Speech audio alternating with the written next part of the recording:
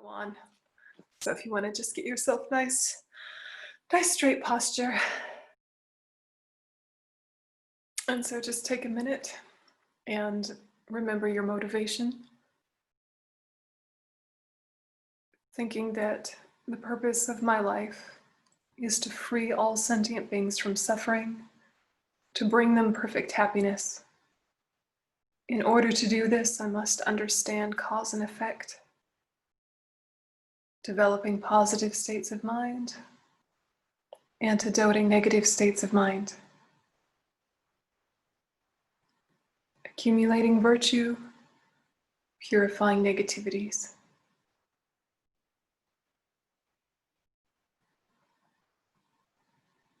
And the main way that I enact this purpose of my life is through hearing, study, contemplating, reflecting and discussing, and meditating.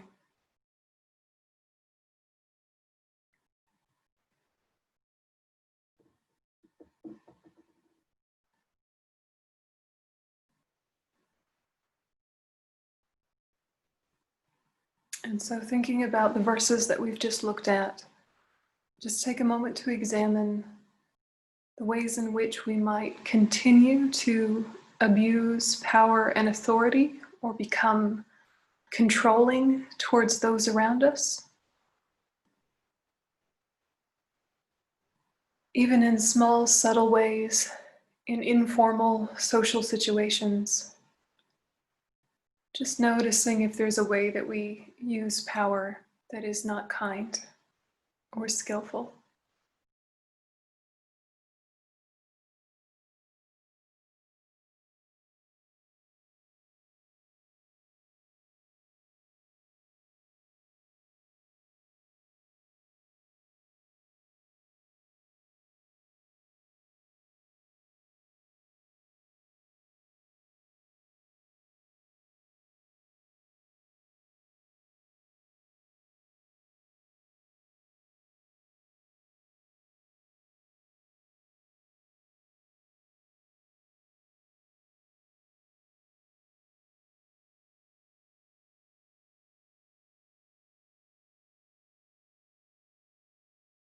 Thinking this creates the cause to lack freedom, to be under the thumb or oppressed, to have more responsibilities than I'm able to cope with. Forever after, or at least today, may I work on using power and authority in a kind and skillful way and never oppress others.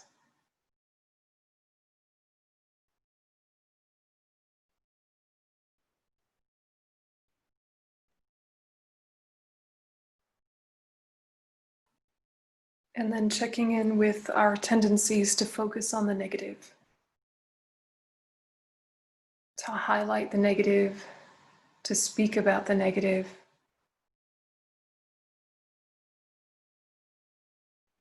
Just noticing our own habits of body, speech, and mind in an ordinary day. How quickly do we go to that negative side? Critical or complaining.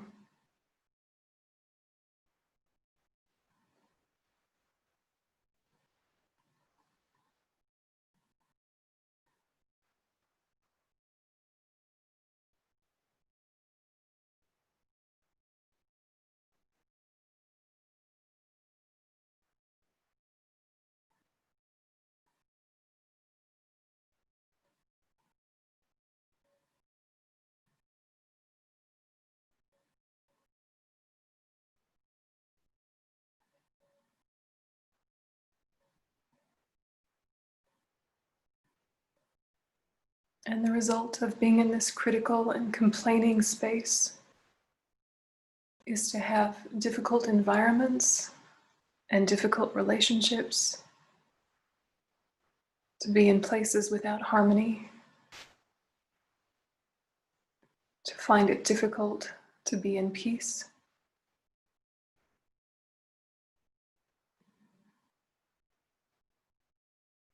forever after, or at least today, may I try to emphasize what is positive. May I not exaggerate my energy, focusing and speaking about the negative.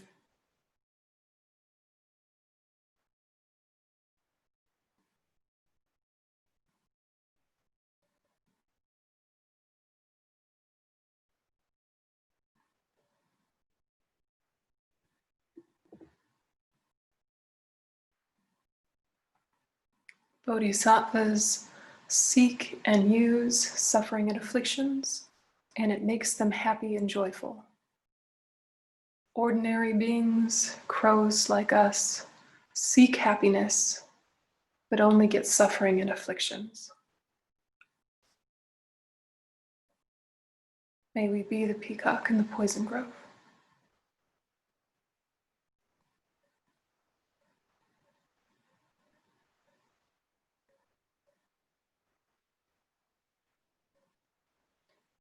And relaxing your attention.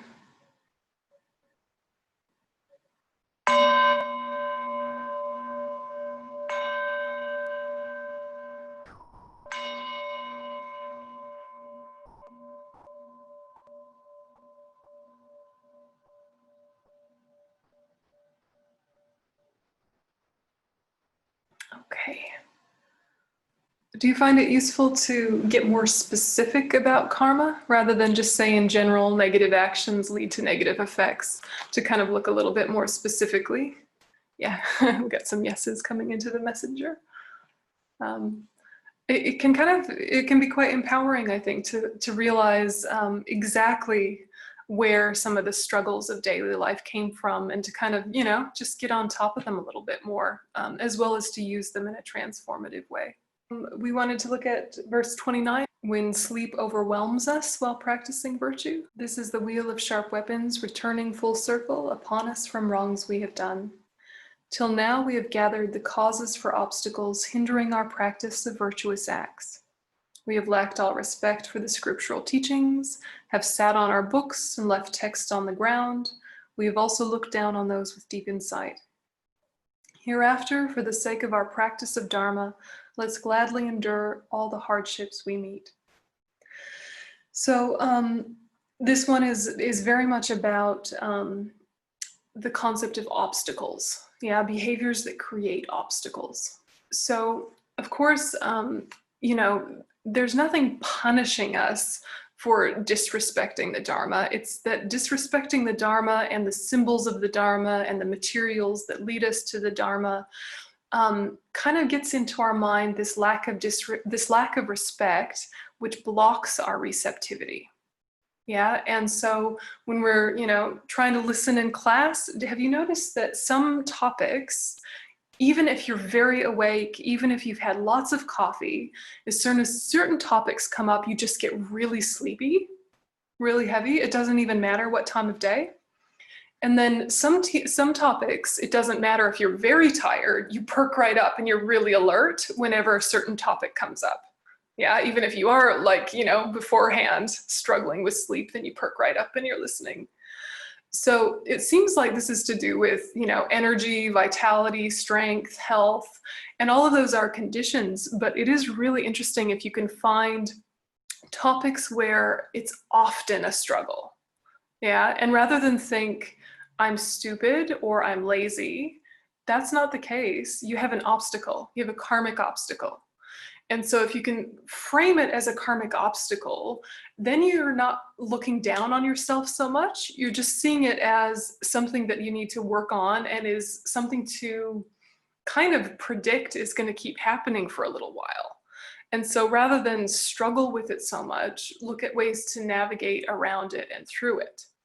So for example, there's a friend of mine who anytime the subject of the emptiness of inherent existence comes up, she has obstacles, like just random obstacles. She can't make it to class on time. She gets tired. She has to leave. She has some health issue whenever that topic comes up. And, and it's so interesting because the other times she's quite on time to things and she's very organized and her health is usually quite good. But when that topic comes up, obstacles. So maybe this is the case for some of us, that certain topics we just either cannot get, even though like intellectually we're sort of there, there's just a connection that can't happen, or we're just exhausted whenever it comes up.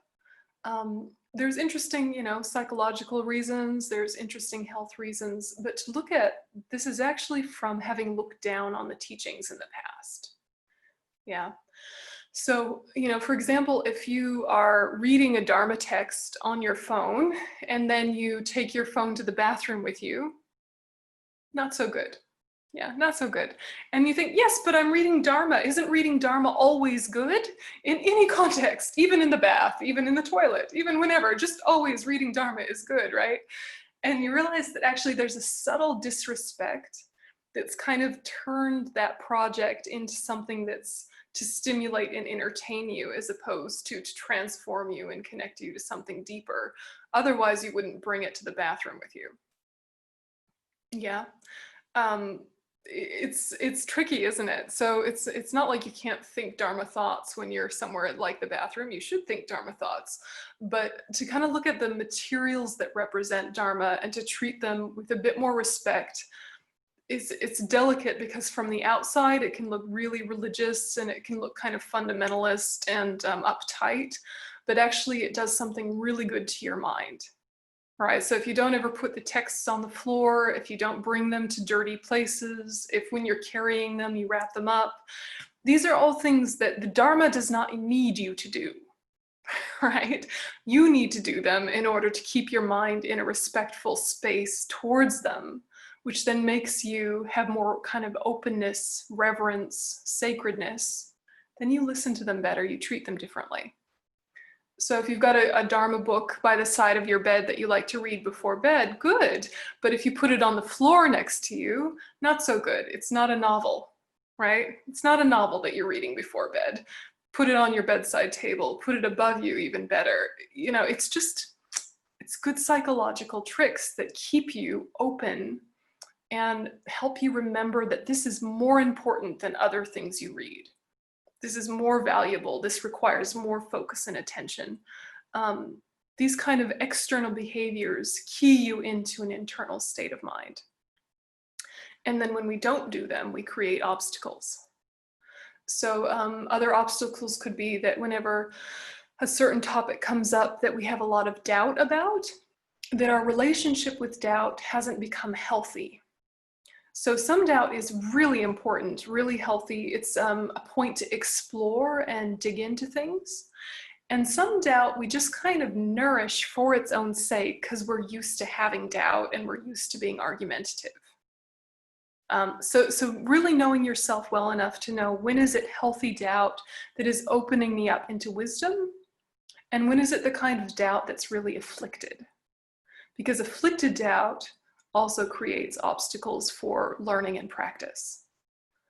So can you feel the difference in yourself between when it's like that kind of happy questioning doubt that's really eager to know more, that sees perhaps a contradiction in something, that really just wants more information, and you've got that like joy of learning, joy of practice doubt, as opposed to when you just get that niggling like, yeah, but that can't be true. Yeah, but that can't be true.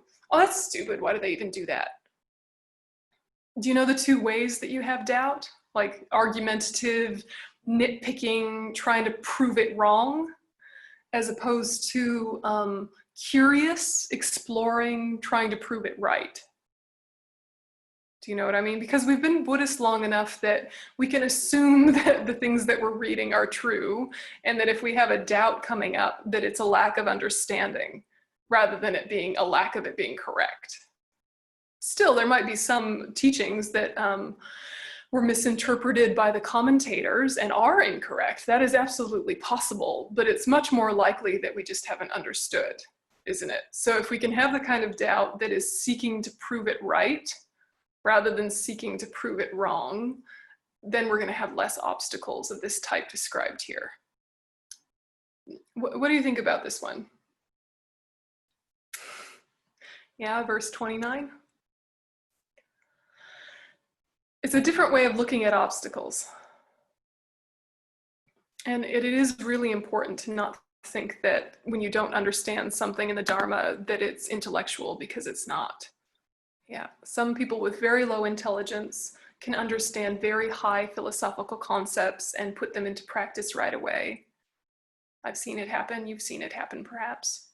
Some very intellectual people just cannot get certain very basic, seeming to easy to understand things.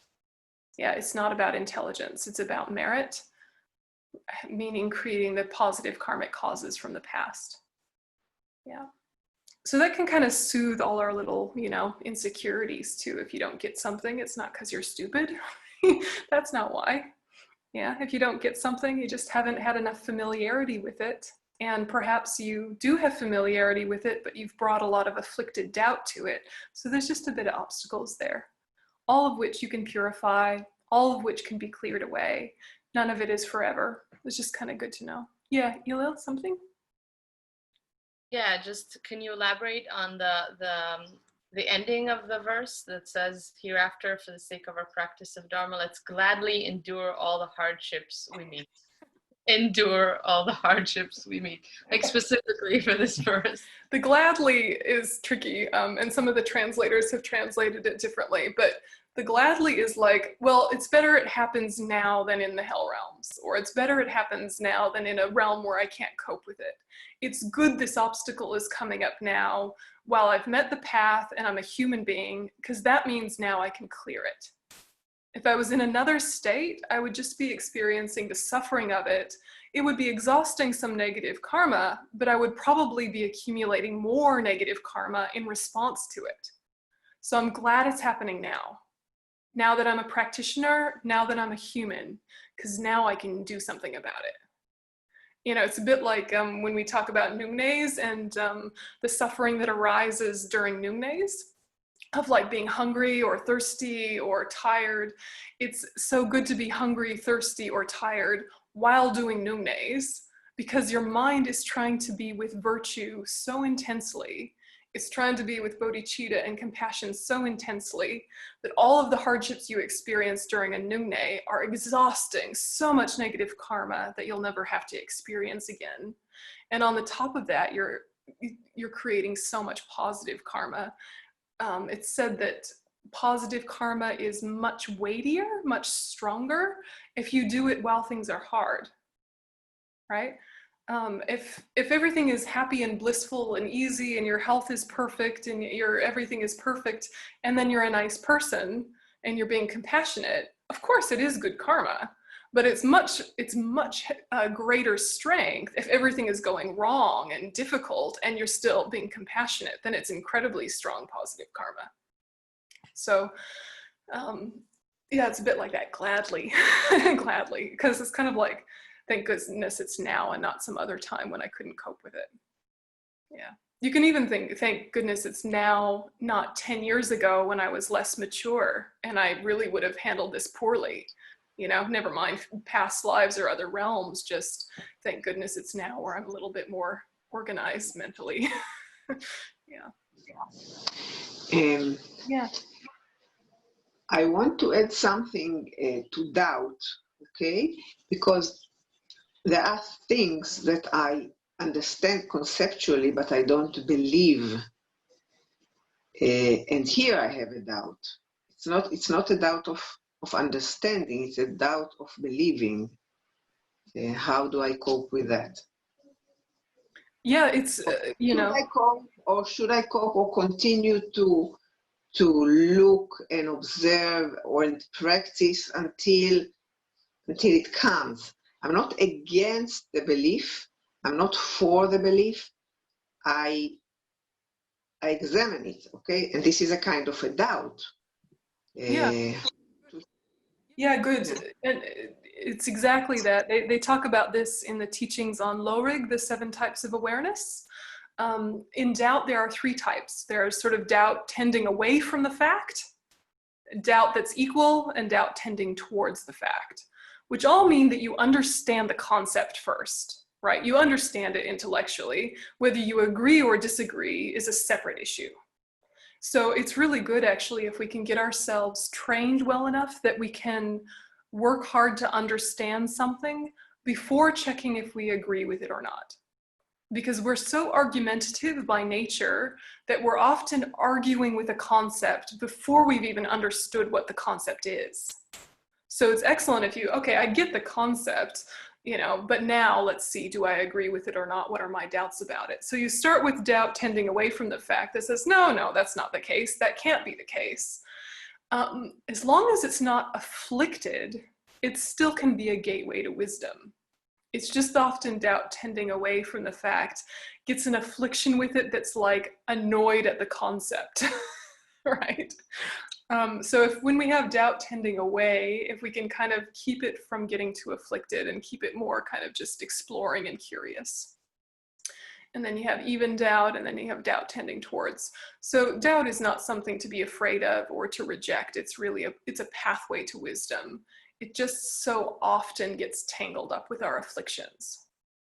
It gets so often tangled up with our afflictions that then it becomes problematic and it becomes an obstacle. So, I used to argue a lot about what is the criteria for a valid basis. Early in the, that was my big argument all the time.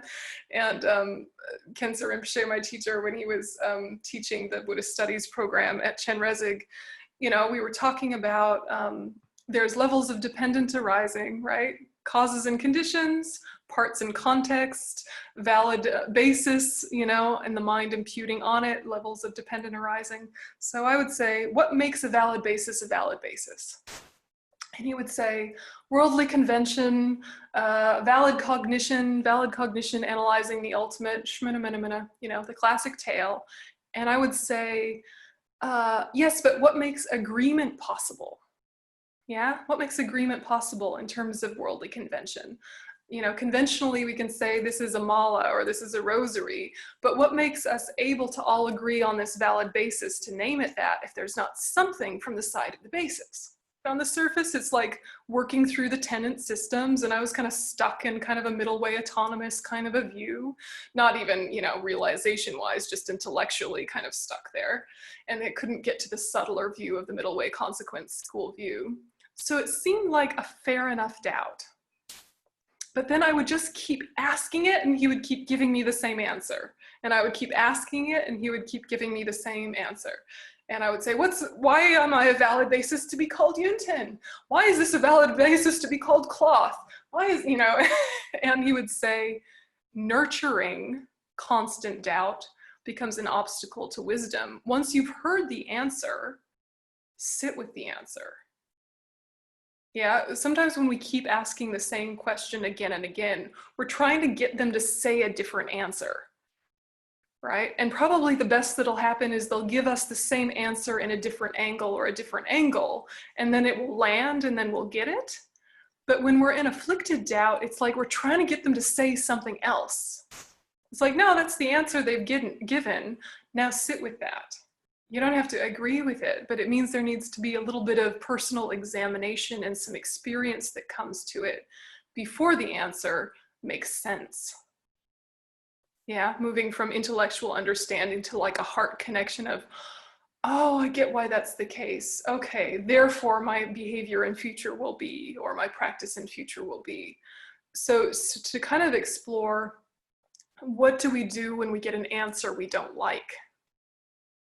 Yeah, or an answer that doesn't make sense to us, right? It doesn't mean that just because it doesn't make sense to us, doesn't mean it's wrong. It just means we need more context maybe.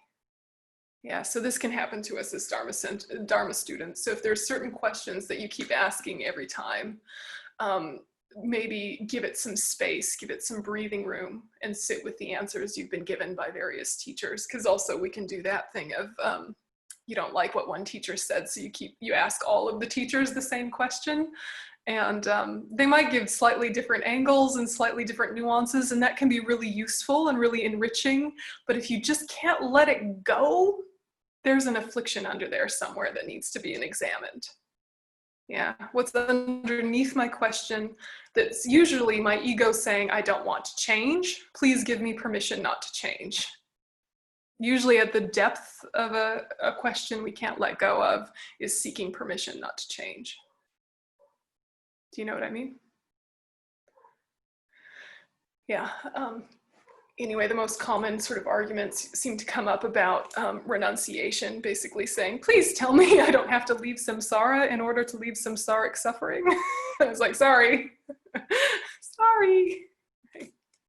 It's tricky, hey. So meeting obstacles a bit differently is this point in verse 29. Yeah, verse 29. So now we're going to jump a little bit, verse 40. So this is a little bit related, actually. It says, when success in our practices always eludes us. This is the wheel of sharp weapons returning full circle upon us from wrongs we have done. Till now, deep within, we have clung to our ego, fully immersed in self-cherishing ways. Hereafter, let's dedicate all of the virtuous actions we do so that others may thrive. Continuing, when our mind is untamed, though we act with great virtue, this is the wheel of sharp weapons returning full circle upon us from wrongs we have done. Till now we have engaged in those worldly ambitions that aim at success for ourself in this life. Hereafter, let's work with one-pointed effort to nourish the wish to gain freedom's far shore. So this is basically saying we're practicing well, we're enacting virtue, but it doesn't work. Yeah, it's like we're doing our practice, no realizations. In between sessions, we're enacting virtues, but we're still all stirred up and crazy. This ever occur to us, right? You're like, I'm practicing, no realizations. Ah! Yeah, I'm being a good person, still I'm insane. Ah! Yeah, this can occur to us, maybe just me, I don't know. But when this occurs to me, I think that, it's very interesting to look at the commentary which says, why were you practicing? Why were you enacting virtue? Was it to feel self-satisfied about being a good person? Was it for the 8 worldly concerns, seeking praise and validation? Was it some very deep, very basic need of, if I'm a good girl, then I'll be loved? Because those reasons will not lead to the effect we seek. Yeah? Those reasons will not lead to the effect we seek. So if we're, ticking all the boxes, we're doing the whole recipe, we're going through our tantric sadhanas perfectly, or we're doing our analytical meditation perfectly, or we're reciting the 8 verses of thought transformation perfectly, and then we're doing our single-pointed meditation, and we're doing this and we're doing that, and we go to all these teachings, and we don't seem any happier or any nicer than before we met the Dharma, perhaps we've met the Dharma with the wrong motivation. So this is a bit confronting because this is a verse really for people who have been studying and practicing for a little while, and you're disappointed in your own progress. Then if you read this, you can think, oh, well, if I've been doing all this good stuff with the wrong motivation all these years, then I've completely wasted all those years. No, you haven't. You haven't. All of the things you've learned in those past years with a flawed motivation are still tools and knowledges that will come in handy as your knowledge and your motivation clarify. We might be doing the right thing with the wrong reason, but still there can be some positive result down the track as we mature, right? So it takes some mental space and some objectivity to really notice that your practice has not always come from the right place. Because you feel like if you realize your practice didn't come from the right place, that means it was a waste. And then you feel, oh God, I have to start from the beginning. No, you don't. Don't worry. All those things you learned will come in handy in even richer and greater display when your motivation is bodhicitta. Yeah. But it takes knowing that your motivation wasn't bodhicitta, right? Because otherwise you start to think either you are flawed or the practices don't work, right? If you practice long enough and you don't get any realizations and you're a good, kind person in your external behavior, but you're still kind of crazy and stirred up, then you start to think there's something wrong with you or something wrong with the path, and you might give up the whole thing. Right? It happens, there's people that have been Dharma students for 20 years and it suddenly occurs to them, this didn't work, to hell with it. you know, and they give away all their Dharma books back to the Dharma Center, and they go back to their ordinary lives. And sometimes are much happier because they haven't put the same pressure on themselves, right? And it's incredibly poignant because it means all those years they were practicing for the wrong reason.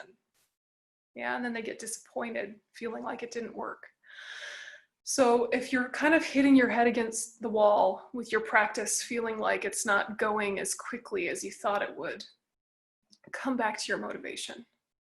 And it takes so much humility to recognize that the very simple teachings we don't necessarily get deeply. Often why we give up on practice is lack of refuge. Yeah, we didn't really understand refuge. We didn't really understand what it meant to integrate the Dharma and that to be the protection for the mind. We didn't really understand that all of these teachings are personal advice for us specifically, not just interesting general ideas for the masses for us to explore intellectually. They're personal advice for us specifically, right? So it takes a lot of humility to see that we haven't always approached it that way and to come back to those basic things, yeah? And to be humble without afflicted shame. You need to have confidence, don't you? You need to have confidence to be humble. Otherwise, your humility turns to shame and you cringe and think you're bad, right? You need to have confidence that realizes always you've had Buddha nature. And that Buddha nature, you've always had an inner wisdom that could recognize wisdom. Before you ever met Buddhism, before you met any kind of path, you always had the ability to recognize wisdom somewhere in you, didn't you? When you heard some interesting teaching or interesting philosophy, there was part of you that would see the ring of truth and say, there's something very true there that's important and I need to explore it. The fact that you had the ability to recognize wisdom can be a point of giving you great confidence. Yeah, great confidence in yourself, your ability to recognize wisdom externally and be able to gradually bring it internally. Do you know what I mean? So hold that confidence. It's a joyful feeling, you know, it makes you trust yourself. Yeah, you can trust yourself because there's always been wisdom there. And then all this other afflicted nonsense, that's not you, right? It's not you, it's just extra. And it's messed up your motivation and got it all kind of tangled and worldly. And that's why you're not getting the results that you want or as quickly as you want them. It's not like you're deficient or the path is deficient. We just misunderstood the basics and didn't take them on board because they seem too simple to give so much time to. But things like refuge and compassion need to be constant thoughts in our mind. And then we do higher things like mind training or tantra. They have to rest on that basis. Yeah, or they won't work. They won't work. So these two, 40 and 41, are really saying if you want it to work, you can't have the 8 worldly concerns with your practice.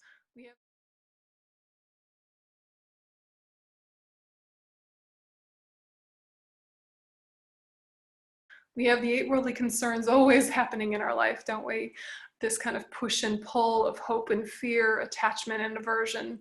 But when we're practicing and we're approaching study, to really consciously check.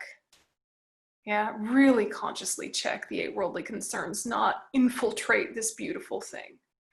Because they'll infiltrate if you let them. Yeah. Slowly, slowly. So then related to that is this verse 42, which is really solid advice. When after we do any virtuous action, we feel deep regret or we doubt its effect, this is the wheel of sharp weapons returning full circle upon us from wrongs we have done. Till now, we've been fickle, stirred by base motives, have courted just those who have power or wealth. Hereafter, let's act with complete self-awareness, exerting great care in the way we make friends. So this is saying, for example, if you just did a big retreat and then you regret all the effort you put into that retreat because it didn't seem to work, or you start one practice and before you've really touched it, you're on to another and another and another. Or you have one teacher, perfectly good teacher, but you hear that a new teacher's in town and you go, woo, they sound shiny. Look at all their titles. Let's go to them and to them and to them. So it's not saying that you can't explore a lot of things. It's not saying that you can't have a lot of teachers. How many teachers did Atisha have? Like 150 or something. You can have lots of teachers, you can have lots of teachings, but what it's talking about here is fickleness. And I don't know if this is a common word for you guys to know. It means to kind of be like childishly jumping from one thing to another. Yeah, to be fickle. Usually we use the word in English related to like young love, you know, someone's with this person and then quickly they go to this person and then they go to this person. So often fickle, or a fickle friend is someone who is your friend only when things are easy. Only when things are easy. So it's a cute word choice of Alexander Berzin to translate it that way, fickle, because it's kind of an old-fashioned term. You see it a lot in Shakespeare. But what it's really saying is how we get with Dharma is that we kind of want to be entertained. Yeah, we kind of want to be entertained. And so we're hanging out for a peak event or something climactic or something really inspirational, because we've had those times and they've been really interesting and engaging for us. And now we become kind of Dharma thrill seekers, wanting one more magic event, one more glorious empowerment. And that is okay to a point, but if it distracts us from just getting the job done, it becomes an obstacle. Okay, so just sitting with, do you see yourself in this pattern at all that is kind of going from one thing to another without giving enough space and depth to what you've already done and learned? Going from one teacher to another without giving enough space and depth to the teachers you already have. Yeah, so just checking, do we ever do that? Because if we do, then what we're going to have is this tendency of kind of doubts and regrets creeping into our practice all the time. The vibe of our practice gets kind of fickle. Yeah, even in one session, you might sit down and think, I'm going to meditate on shamatha for 10 minutes, and then I'm going to meditate on compassion for 10 minutes, and then I'm going to get up and go to work. And you sit down and you do that, and then as soon as you're meditating on shamatha for 2 minutes, you think, actually, I should do more on patience. Actually, I should do more on, actually. And they're all sort of virtuous ideas, and so you don't confront yourself and tame yourself, but actually you're doing this fickleness. It's important to make sure that you stay inspired and connected and enriched in your path. And, you know, go see a high lama, go do a big practice. But if you're only doing that, then you're going to miss a lot of depth that comes from continuity with one practice and one or two teachers. So can you feel sort of the balance of what that would be like? So by all means, check out lots of people. By all means, check out lots of teachings. But at a certain point, kind of pick something that you're really going to stay with. Yeah. So, you know, there's all these mind training texts. There's Wheel of Sharp Weapons. There's 7-Point Mind Training. There's 8 Verses of Thought Transformation.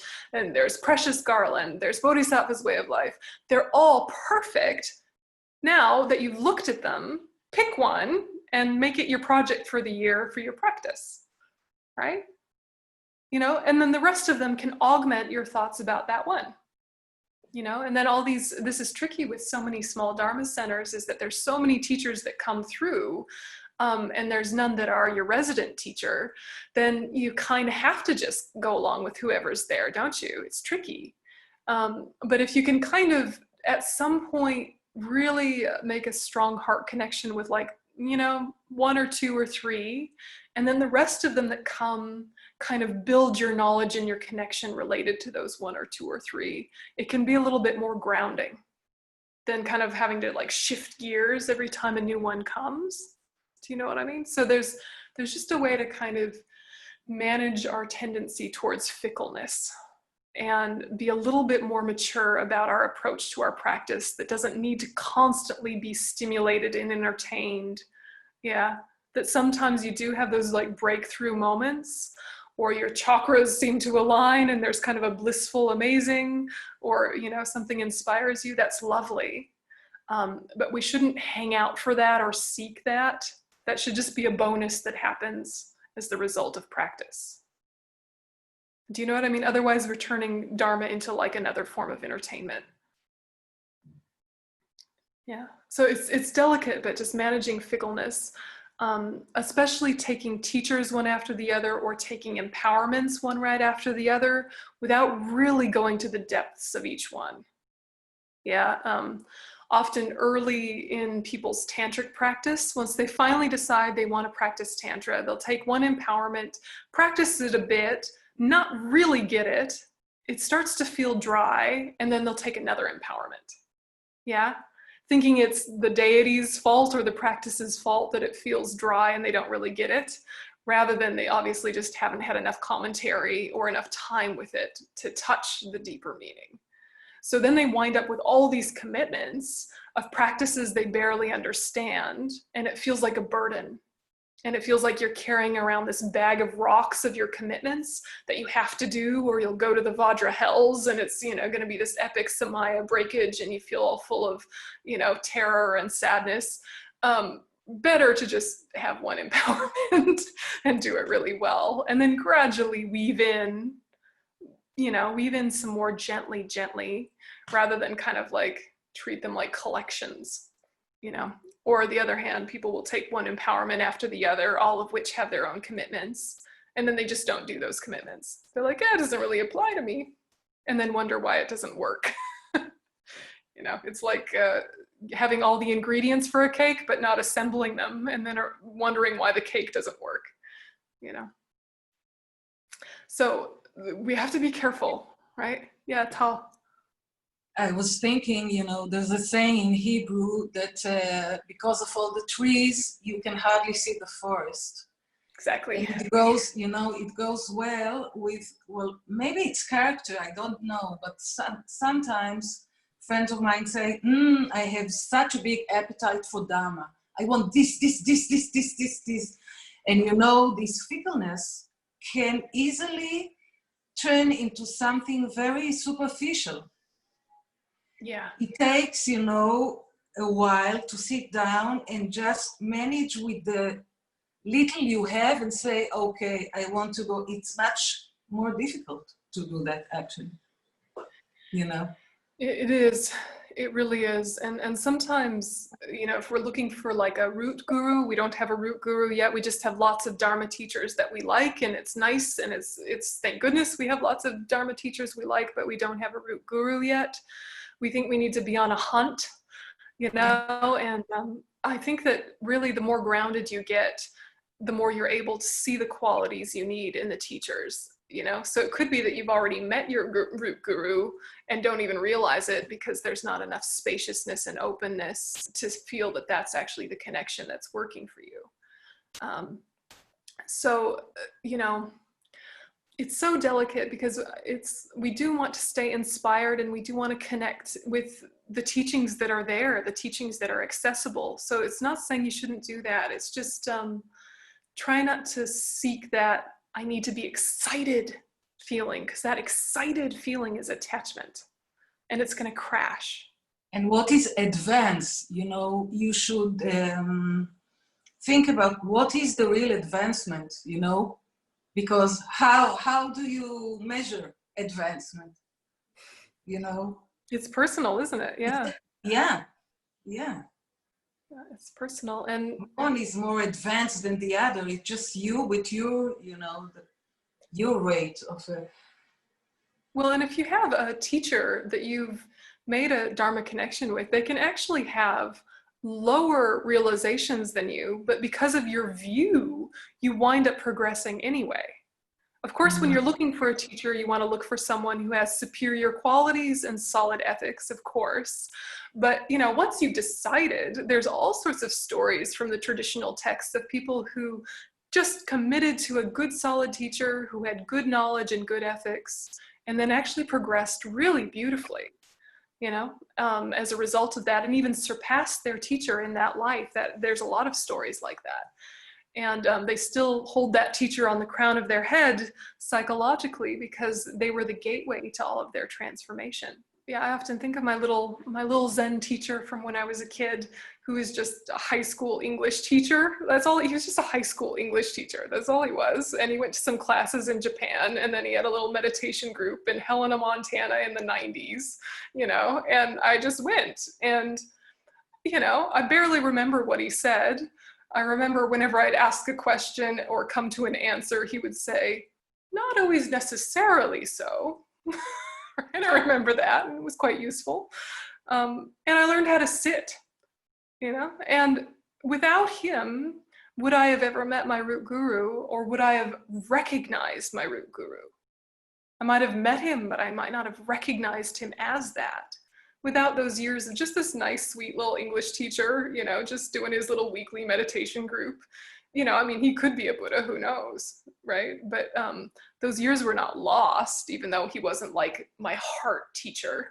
You know, it was so important, so important. And yeah, it meant that I was open enough that when I, you know, met the real deal, I could see, yep, commit to this one. So working on Dharma impatience, I guess, is one important thing to look at, Dharma impatience. And a big name is something that we should always be cautious of. When we hear in the Lamrim, we should check the teacher for however many years or for these different qualities. We take that to heart as really good advice, don't we? But then when a teacher comes with a big giant name, we just assume that means they have those qualities and that criteria. But, you know, I mean, the Tibetan system can get as corrupt as anything else. People can buy titles, people can be misrecognized, or they just are the wrong teacher for you. Yeah, or someone could have some realizations, but still some afflictions and behave very badly without ethics. So just because they have a big name doesn't mean that they have been vetted, right? It doesn't mean that they've been checked. We always have to do our own checking, yeah? Don't take that someone's under, you know, the FPMT banner or the Shambhala banner or the Dharma Friends banner as them having been checked and vetted. Don't ever assume that, yeah? Always do your own checking. And if you have a little niggling feeling of, I don't know, they're saying good stuff, but I'm just not feeling it, it just might not be the teacher for you. It's no problem. Don't force it, yeah, don't force it. Stay open, but don't get naive. Does that make sense? Yeah. So, no fickleness, that's the conclusion of verse 42. Any follow-up thoughts on that?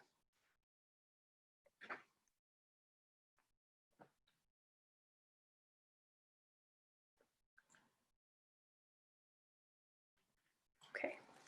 So we'll go to verse 46, which is kind of the summary of this section. And verse 46 says, "In short, then whenever unfortunate sufferings we haven't desired crash upon us like thunder, this is the same as the smith who has taken his life with a sword he had fashioned himself. Our sufferings, the wheel of sharp weapons, returning full circle upon us from wrongs we have done. Hereafter, let's always have care and awareness, never to act in non-virtuous ways." So this is the summary of this section, and it would be a good morning motivation. It would be a good evening dedication. It's a good kind of verse to highlight, because I think the imagery is quite evocative. You know, it's like a swordsmith who's like, you know, spending all day making a sword and then kills himself with the sword that he make. That's a little bit like us with our suffering. We made it, we're hurting ourselves with it. Thanks, self-cherishing, right? Like that. And so all the way to verse 48 is relative bodhicitta. Yeah, all of the verses from 1 to 48 are about relative bodhicitta. And then verses 49 onward are ultimate bodhicitta. So we'll go to verse 49 and kind of start unpacking ultimate bodhicitta. So the difference between relative and ultimate, the mind viewing, realizing emptiness or not. So bodhicitta, the main Mahayana motivation, which is the wish to become enlightened for the benefit of all sentient beings. when it's fully qualified, is a main mind. That mind engaged in relative truth is relative bodhicitta. That mind engaged in ultimate truth, the wisdom realizing emptiness, is ultimate bodhicitta. Yeah. So verse 49 is saying, as it's true what I've said about self-centered interest, I recognize clearly my enemy now. I recognize clearly the bandit who plunders, the liar who lures by pretending he's part of me. Oh, what a relief I've conquered this doubt. Yeah, the liar who lures by pretending he's part of me. This is great, isn't it? This is talking the object of negation. Yeah, the object of negation. What is the object of negation? The inherently existent self, the impossible self, the pretender. Yeah. And so then the conclusion we come to is getting into this like really graphic, really violent verses. So we started out with, okay, it's a bit hardcore, but I can manage. Now we're getting into like super violent, super full on, absolutely radical mind training thought.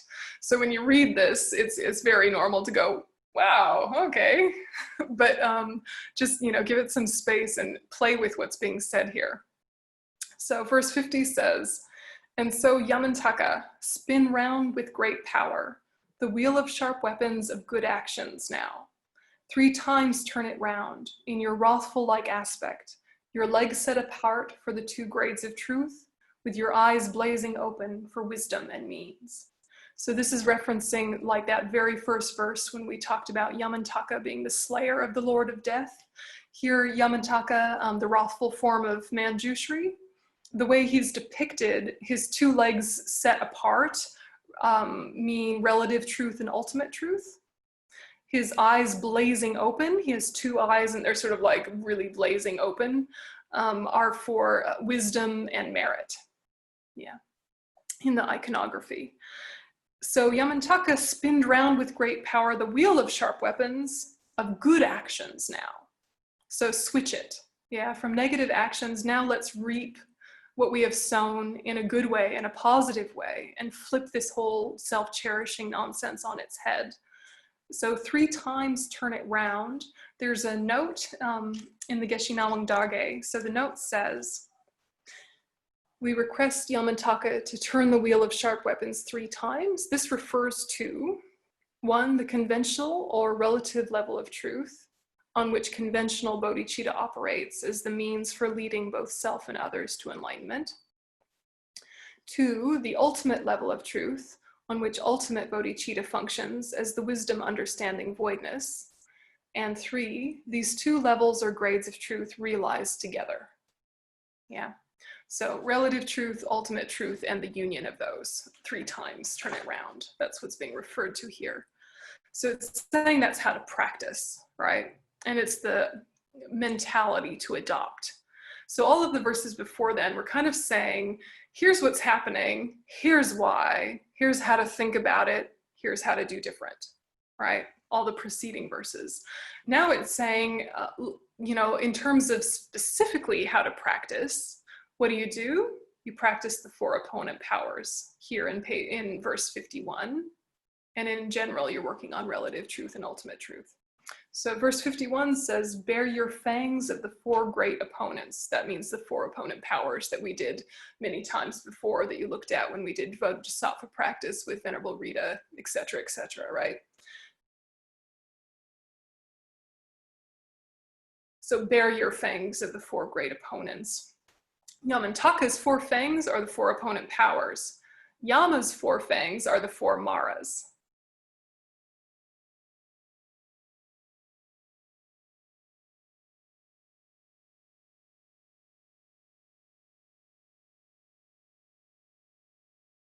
Right, so if you think of the 2 iconographies, remember in the Wheel of Life, Yama holding the Wheel of Life, his 4 fangs are the 4 maras.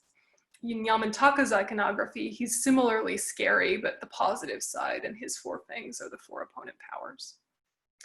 Okay, so devour the foe, our cruel, selfish concern, with your powerful mantra of cherishing others. Demolish this enemy lurking within. Frantically running through life's tangled jungle, We are chased by sharp weapons of wrongs we have done, returning upon us. We are out of control. This sly, deadly villain, the selfishness in us, deceiving ourselves and all others, as well as capture him, fierce Yamantaka, summon this enemy, bring him forth now. So verse 52 is exploring a lot of things, but it's interesting to say, bring him forth now, the enemy. It's like you can't really destroy it unless you see it. Yeah, you can't destroy self-cherishing, you can't destroy self-grasping unless you've actually identified the way it dysfunctions within you. Yeah, so call him forth and then send in the attack. So all of this stuff, it sounds so fierce. It sounds like you're beating yourself up, but it's really saying, here are all the poisons that are harming you. Throw them up, vomit them out, get them out, they're not you. Or here's all the cancers within you, cut them out, snip them out, chuck them away. It's not in any way an act of self-harm. It's saying, let's cleanse the system of these toxins. Yeah. So we have to hear it that way, otherwise it feels too harsh. Yeah, it feels like you're beating yourself up. That's not what's being said, okay? But to use fiercer words, I think gives us a good sense of the urgency of this situation, that we really are suffering needlessly right now. We're hurting each other needlessly right now. We need to pummel this enemy, yeah? We have to not tiptoe around it and be like, oh, anger is not so good. Let's just be patient. Let's be loving. Let's just do our best. No, we're grown-up practitioners now, right? We're maturing now. We know better now. So let's kick its ass, right? Like, now's the time to be hardcore. We've studied enough, we've practiced enough to really be invested in the fact that bodhicitta is the important way that we want to live. Isn't it? This is the way we want to live. Even though we do it imperfectly, even though it's not consistent, it's what gives us joy and meaning in our life. So anything that interferes with our bodhicitta is the enemy, and it's okay to name it as the enemy. In fact, we should name it as the enemy, not just something delicate that we're working on. Yeah? Because if it's the enemy, then you have to challenge it. Yeah?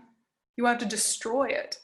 So it's fierce language, intentionally fierce language. Notice if you have any kind of objections to that, and we can, explore it a bit.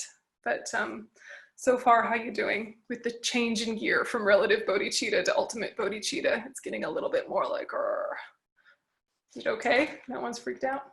It's gonna get worse. Are you ready? It's great. Okay, verse 53 is so good. Okay, it's one of my favorites. Okay. Batter him, rip out the heart of our grasping for ego, our love for ourselves. Trample him, dance on the head of this treacherous concept of selfish concern. Tear out the heart of this self-centered butcher who slaughters our chance to gain final release. Hum, show all your powers, O mighty protector. Za, tie up this enemy. Do not let him loose. Pay, set us free by your might, O great Lord of death. Cut, break the knot of self-interest that binds us inside.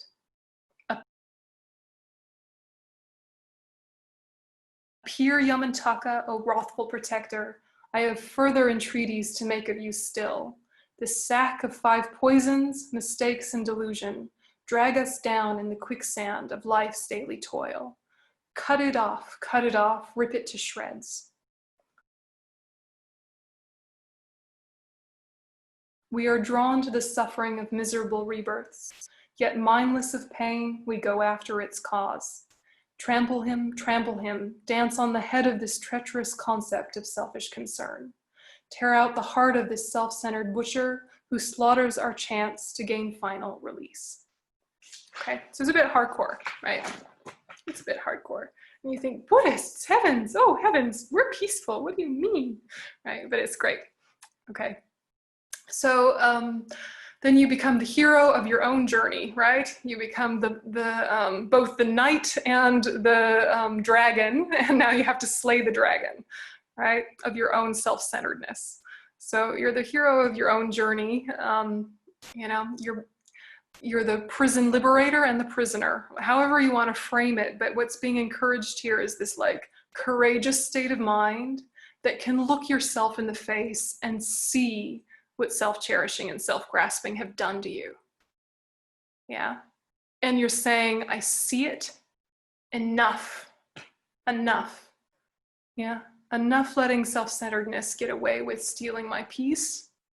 Enough with self-centeredness getting away with me hurting other people. Enough. Okay. So that's what's being said here. So, you know, just kind of explore it a little bit, and we'll have lunch. Yep, have a little bit of a read through if you can, in case there's verses that we've skipped over that you want to go back to. Okay. Bye, guys.